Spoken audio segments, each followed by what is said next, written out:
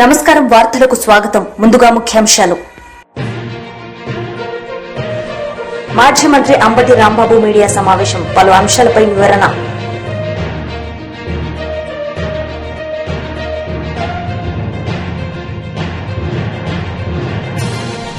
MLC Dasari Shravan Kumar media సమావేశం, పలు అంశాలపై వివరణ.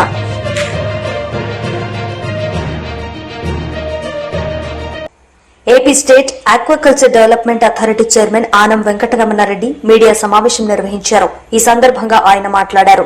4 కేసుల్లో 22 కేసులు నువ్వే పెట్టావు. నువ్వో మీ తండ్రి గారు ఎవరో మీరిద్దరే పెట్టారు. దాంట్లో 2 కేసులు మామూలు కేసులు, మిగతా అన్ని కావాలని పెట్టిన కేసులు అనే విషయం నీకు బాగా తెలుసు. ఏంది 22 కేసులు? ఉచిత ఇసుక పేదవాళ్లకి ఈ ఉచిత ఇసుక ఇచ్చిన దానికి, ఫ్రీ శాండ్ ఉచిత ఇసుక ఇచ్చిన దానికి ఒక కేసు, సిబిఎన్ గారి మీద ఒక కేసు. పుంగనూరులో బాబు గారు దాడి చేయించారు. బాబు గారు పోయి పుంగనూరుకు పోయి హెలికాప్టర్లో పోయి ఆడ దాడి చేయించారు, అదొక కేసు. పబ్లిక్ మీటింగ్ లో జనాల్ని ఇబ్బంది పెట్టాడు, అదొక కేసు. సభలో ఒక పబ్లిక్ మీటింగ్ లో ఒక సభలో లౌడ్ స్పీకర్లు వాడారు, అది ఒక కేసు. తిక్క చాదస్తం కాకపోతే అసలు ఈ కేసులా? కరోనా మీద అవగాహన చేసిన దానికి సోషల్ మీడియాలో ఒక కేసు. ఇన్ని కేసులు పెట్టి బాబు గారి మీద దొంగ కేసులు పెట్టి ఎవరితో పోలుస్తాడు? మా హాఫ్ టికెట్ పాయింట్ ఏస్ ఇక్కడ మీరందరూ అర్థం చేసుకోవాల్సింది ఏంటంటే, ఎవరితో పోల్చాడు సిబిఎన్ గారిని? తెనాలిలో 3 రౌడీ షీటర్లతో పోలుస్తాడు. 3 రౌడీ షీటర్లు, పిల్లకాయలు. ఎవరో వాళ్ళ 3 పిల్లకాయలు, చిన్న చిన్న పిల్లలు అని ఈ తిక్కలోడు మాట్లాడతాడు జగన్మోహన్ రెడ్డి. ఒకడు 1 కేజీ గాంజాతో దొరికాడు. 1 కేజీ గాంజాతో దొరికినోడు పిల్లోడంట, చిన్న పిల్లోడు. ఒక అమ్మాయి ఒక ఆటో డ్రైవర్ మీద దాడి చేస్తే వాడు చిన్న పిల్లోడు. అమ్మాయిని రేప్ చేయబోతే వాడు చిన్న పిల్లోడు. ఒక ఆటో దొంగలిస్తే పట్టుకుంటే వాడు చిన్న పిల్లోడు. ఒక పోలీస్ కానిస్టేబుల్ మీద హత్యా ప్రయత్నం చేస్తే వాడు చిన్న పిల్లోడు. వాళ్ళ కోసం మా తిక్కలోడు వాళ్ళ కోసం తెనాలికి పోయి పరామర్శిస్తాడు. పరామర్శించింది కాకుండా చంద్రబాబు నాయుడుతో పోలుస్తాడు. ఈరోజు నేను అడుగుతున్నా, 1 సంవత్సరం అయింది నువ్వు ఓడిపోయి. ఈ సంవత్సరంలో అయినా మందులు తీసుకొని బాగవచ్చు కదా? ఈ సంవత్సరం అయిన తర్వాత మందులు తీసుకొని బాగవచ్చు కదా? ఏమైంది జగన్మోహన్ రెడ్డి నీకు? నువ్వు మారవా? ఎవరితో ఎవరిని పోల్చాలో కూడా తెలియదా? గాంజాయి, అమ్మాయిల్ని రేపు, పోలీస్ కానిస్టేబుల్ హత్యా ప్రయత్నం చేస్తే వాళ్ళు చిన్న పిల్లకాయలు. నువ్వేంద్రే? ఈరోజు మేము అడుగుతున్నాం, నువ్వేంద్రే అని అడుగుతున్నాం. నువ్వు కూడా చిన్న పిల్లకాయడివా? నువ్వు కూడా ఒక చిన్న పిల్లకాయవా? వాళ్ళ కోసం Tenali. BJP leader Gujjala Premender Reddy media సమావేశం నిర్వహించారు. ఈ సందర్భంగా ఆయన మాట్లాడారు. అనే పేరుతో, అంటే ఇన్ని రోజుల నుంచి ఈ 11 సంవత్సరాలలో ఏం సాధించింది భారతదేశము, గ్రామీణ భారతం కానీ, సామాన్య ప్రజలకు కానీ, ఒకవైపు రక్షణలో కానీ, క్రీడల్లో కానీ, దేశం యొక్క అభివృద్ధిలో కానీ, అనేక విషయాల్లో ఏం సాధించింది అనేక విషయాన్ని, ఏమి కార్యక్రమాలు నరేంద్ర మోడీ గారి ప్రభుత్వం ఏం చేసింది, భవిష్యత్తులో ఏం చేయబోతుందనే విషయాన్ని ఈ సందర్భంగా విస్తృతంగా ప్రజల్లోకి తీసుకెళ్లడం కోసం ఎక్కువ కింది స్థాయిలో, డివిజన్, మండల స్థాయి, విలేజ్ స్థాయిలో దీన్ని ముందుకు తీసుకుపోవాలని చెప్పి నిర్ణయించడం జరిగింది. ఒక అద్భుతమైన ప్రగతి. స్వతంత్రం వచ్చి 75 సంవత్సరాల ఏదైతే సాధించినామో, 60 సంవత్సరాలు ఏదైతే సాధించినామో, ఈ 11 సంవత్సరాల్లో అంతకు అనేక రెట్లు ఎక్కువగా అనేక విషయాలు, ముఖ్యంగా ఆత్మ నిర్భర్ భారత్తోని కోవిడ్ సమయంలో ప్రధానమంత్రి నరేంద్ర మోడీ గారు ప్రారంభించిన కార్యక్రమం అన్ని రంగాల్లో కూడా అద్భుతమైన ప్రగతి కనబరుస్తుంది. ముఖ్యంగా రక్షణ రంగం గతంలో అన్ని దిగుమతి చేసుకునేది, ఇవాళ 100కు పైగా దేశాల్లో ఆయుధాలు ఎగుమతి చేస్తున్నాం. ఒకనాడు ప్రపంచంలో అత్యంత పెద్ద దేశం, మొదటి దేశం, ఎక్కువ ఆయుధాలు దిగుమతి చేసుకునే దేశం ఏమిటి అంటే ప్రపంచంలో భారతదేశం.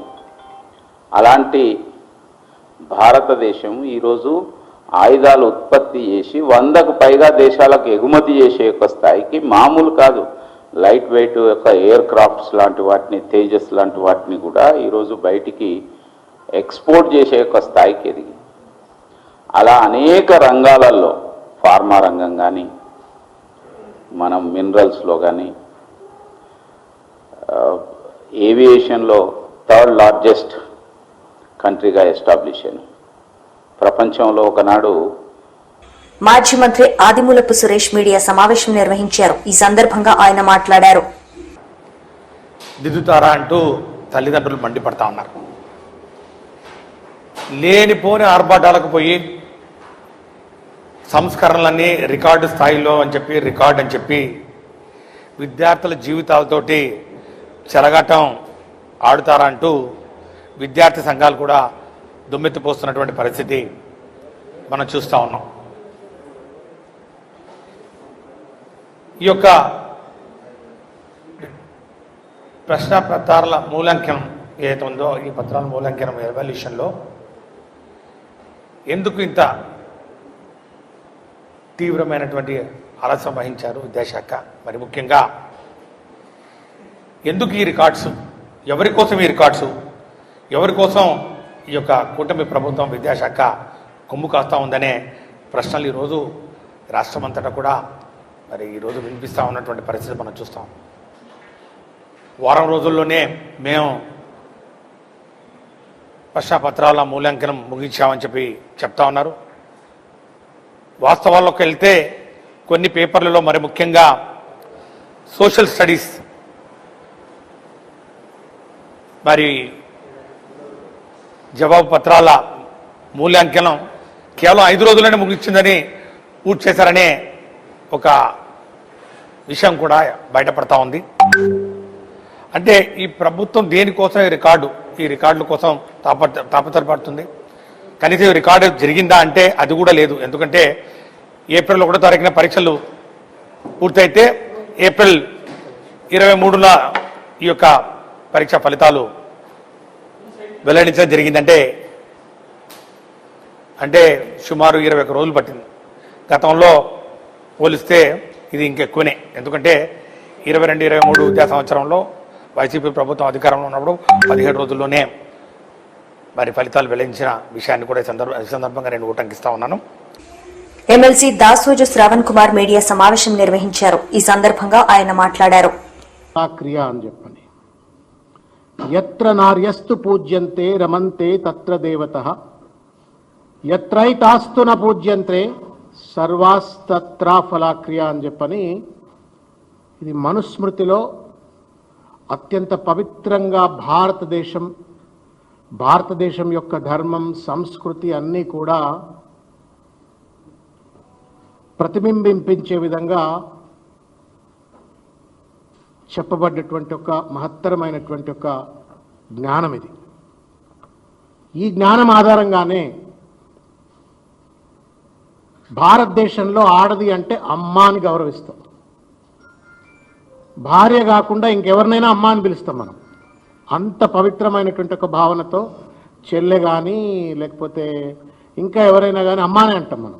అంటే తల్లితో సమానం అనేటువంటి ఒక భావనను వ్యక్తీకరించడం కోసం, సనాతన సంప్రదాయం, సనాతన సంస్కృతిని వ్యక్తీకరించడం కోసం మనం ఈ యొక్క జ్ఞాన సంపత్తితో, ఈ విజ్ఞానంతో మనం ముందుకెళ్తుంటాం. మహిళలను గౌరవించే చోట దేవతలు నివసిస్తారు, వారిని గౌరవించని చోట అన్ని కార్యాలు ఫలించవు అని చెప్పని దీని అర్థం. కానీ దుర్మార్గం ఏంటి అంటే తెలంగాణ రాష్ట్రంలో గౌరవ తెలంగాణ రాష్ట్ర ముఖ్యమంత్రి రేవంత్ రెడ్డి గారి యొక్క ఆధ్వర్యంలో నిర్వహించబడ్డటువంటి యొక్క మిస్ వరల్డ్ ఈవెంట్ ఏదైతే ఉందో ఇది పూర్తిగా కూడా భారతదేశ ధర్మానికి, సంస్కృతికి, నమ్మకానికి, విశ్వాసానికి, మహిళల ఆత్మగౌరవాన్ని కించపరిచేటువంటి ఒక రీతిలో దీన్ని నిర్వహించినారు. దానికి ప్రతీక ఏంటి అంటే ఆ అమ్మాయి miss British, miss England Milla Magee ఈ ఈవెంట్లో నుండి మధ్యలోనే వెనక్కి వెళ్ళిపోయిన తర్వాత ఆవిడ చేసినటువంటి ఒక కామెంట్స్ ఏదైతే ఉన్నాయో అది సన్ అనేటువంటి ఒక ఇంటర్నేషనల్ మ్యాగజైన్కి ఇచ్చినటువంటి ఒక ప్రెస్ కాన్ఫరెన్స్ కానీ, తర్వాత గార్డియన్ అనేటువంటి ఒక పత్రికకు ఇచ్చినటువంటి ఒక ప్రెస్ కాన్ఫరెన్స్, ఆమె ఇచ్చిన ఇంటర్వ్యూలు కనుక చూసినట్టయితే తెలంగాణ ప్రతిష్టను, భారతదేశ ప్రతిష్టను భ్రష్టు పట్టించేటట్లుగా రేవంత్ రెడ్డి గారి యొక్క ప్రభుత్వం ఎంత దుర్మార్గంగా ఈ ఈవెంట్ను కండక్ట్ చేసిందని స్పష్టమవుతుంది. కొత్తగా నేను చెప్పవలసిన అవసరం లేదు. అందులో ఆమె చెప్పినటువంటి ఒక ప్రతి మాట కూడా that amounts to sexual harassment, sexual abuse, sexual harassment. ఇంకే దేశంలోనైనా ఇటువంటి ఒక ఈవెంట్ జరిగినట్టయితే ఏమాత్రమైనా మానవత్వము, ఇంగిత, నైతికత, దేశ ప్రతిష్ట, జాతి ప్రతిష్ట అనే ఒక బాధ్యత ఉన్నటువంటి వాడు ఎవడైనా సరే ఇమ్మీడియట్ గా ఒక ఎఫ్ఐఆర్ రిజిస్టర్ చేసి ఉండేవాళ్ళు. ఆ అమ్మాయి కంప్లైంట్ మీద సుమోటోగా ఎంక్వైరీ ఇన్వెస్టిగేట్ చేసి పూర్తి స్థాయిలో ఈ లఫంగిలెవరు, లంగలెవరు, ఎవరు ఆ అమ్మాయిని ఒక వ్యభిచారి లెక్క చూసినారు, ఎవరు ఆ అమ్మాయిని ఒక ఆట వస్తువు లెక్క చూసినారు అనేటువంటి అంశాలు బయటపెట్టి సదరు నేరస్తులను శిక్షించుండేవారు. ఛాంపియన్ ఆఫ్ దిస్ ఈవెంట్ ఎవరో కాదు, ఓన్లీ రేవంత్ రెడ్డి గారు. ఎందుకంటే ఆయనే మనందరికీ గుర్తే ఉంటుంది. ఊరంతా ఒకదారి, ఉల్పుకట్ట ఒకదారి అన్నట్టుగా దేశమంతా యుద్ధం కోసం పరితపిస్తున్నటువంటి ఒక పరిస్థితులు.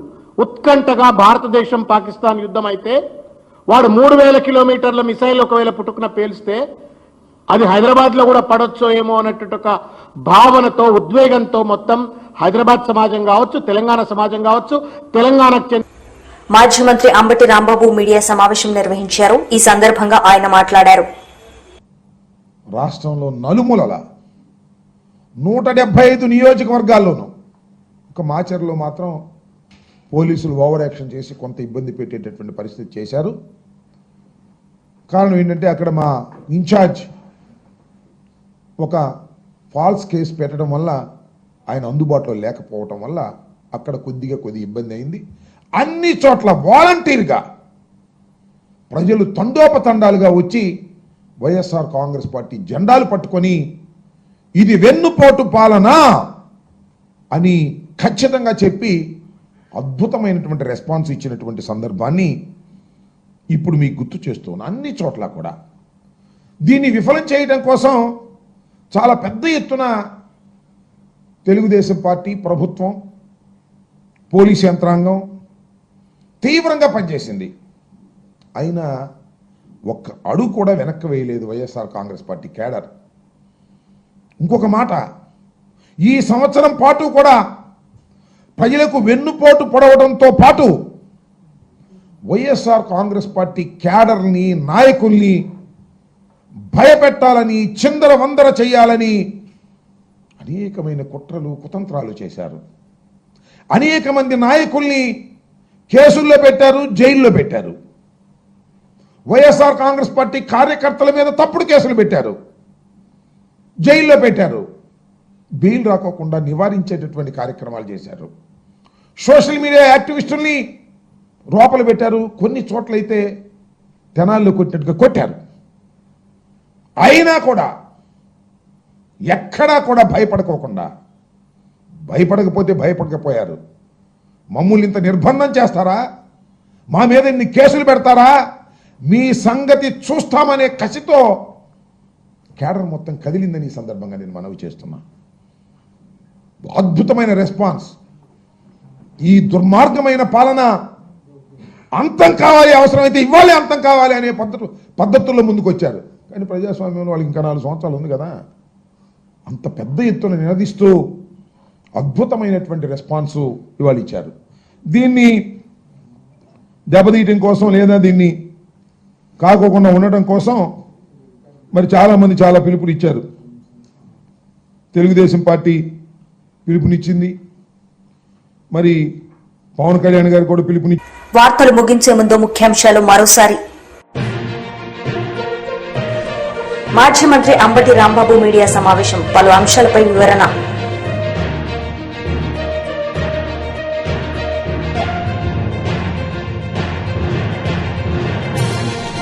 ఎమ్మెల్సీ దాసరి శ్రవణ్ కుమార్ మీడియా సమావేశం, పలు అంశాలపై వివరణ.